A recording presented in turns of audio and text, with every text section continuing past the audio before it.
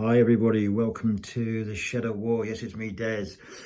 Just going through a quick video of what happened last night while we played a Far East handbook game using the Japanese Army for 1941-42 versus the Dutch KNIL, which defended the islands, obviously the Dutch East Indies. This game was basically centered on the island of Java and was around the Imperial Japanese Army really trying to seize this bridge, which you can see here, or basically breaking the morale of the KNIL defenders. Pretty standard stuff, but we had to try out the rules again. I only played solo last time, and as I mentioned before, I played a couple of games in the last year or so, Hearts of Lard, and it was time really to get someone else on the other side to really test it and see how it worked. And as usual, it was a very good game. It was very enjoyable. The Japanese had, I think it was 9 support points. The Dutch had 15. And it's always good. It sounds obvious, but it's always great when you play someone who's not really done a lot of this and thinks out the box. And Sean has played a lot of Chain of Command, but not the Far East. And the little devious tinker that he is, one of his support options was a 0. Now this is a very powerful option. It doesn't cost many points, but what it does is it makes the deployment off the enemy's jump up point extremely difficult. And if you do get off, the majority of the time you've got a bunch of shock on you. And this goes on for one whole turn. So this 0 is flying over, strafing the KNLI positions all game, all first turn, and it really disrupted everything I was trying to do. I hadn't bought an AA option, I hadn't even thought about it. Now it's always going to be on top of my list because it made a huge difference to the game. I was very lucky that actually, even though I was pinned down and didn't get any troops on the table, hardly any troops on the table, what I was lucky on was that Sean's movement dice deserted him. He really should have stormed across this bridge, stormed across the creek, and had me before I'd even got half my troops on table, probably even a third. His movement dice were atrocious, and it gave me a chance.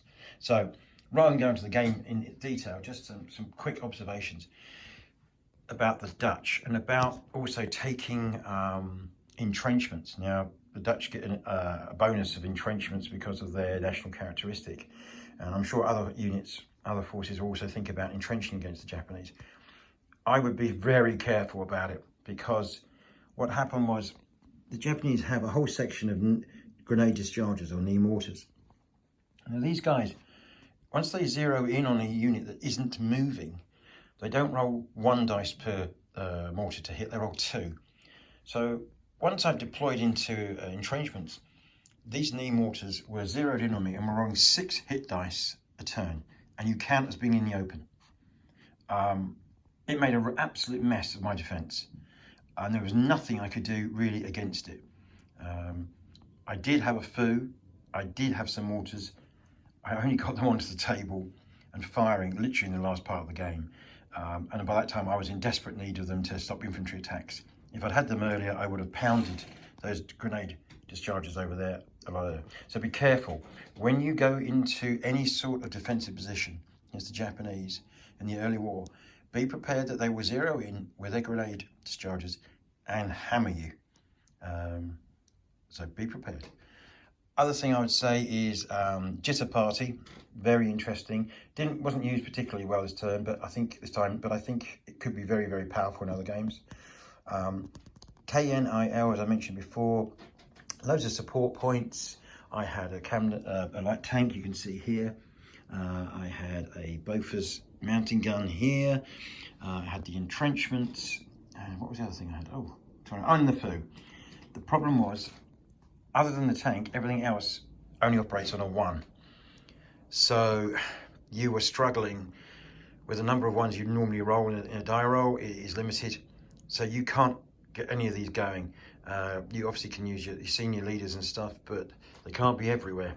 And one point I should also say is that you can't activate a Dutch foo using a senior leader, and he can't really move because you've got a fixed line back to the battery. So if he starts moving around, that line is lost, and basically that's the end of it for your mortar support. So be careful where you put them. Be really careful where you deploy your food when you're playing with the Dutch. Yep, we had a cracking game. Japanese won. They should have won a lot easier, but the only reason is Sean did everything right, except his die rolls for movement were terrible. If they'd been up to scratch, as I mentioned, he would have been round my flank across the bridge before I got two sections on table. That and the nature of that zero support. So check it all out in the Far East Handbook. There's loads and loads of stuff in there for the Japanese. Lots of really interesting options. And I'm looking forward to hopefully fighting this one more time with either Ian or Per, and maybe even Pip. And yeah, then it'll be put away and I'll come up with another scenario. Or maybe I'll go back to the invasion one over there. Have a good week, everybody. Take care.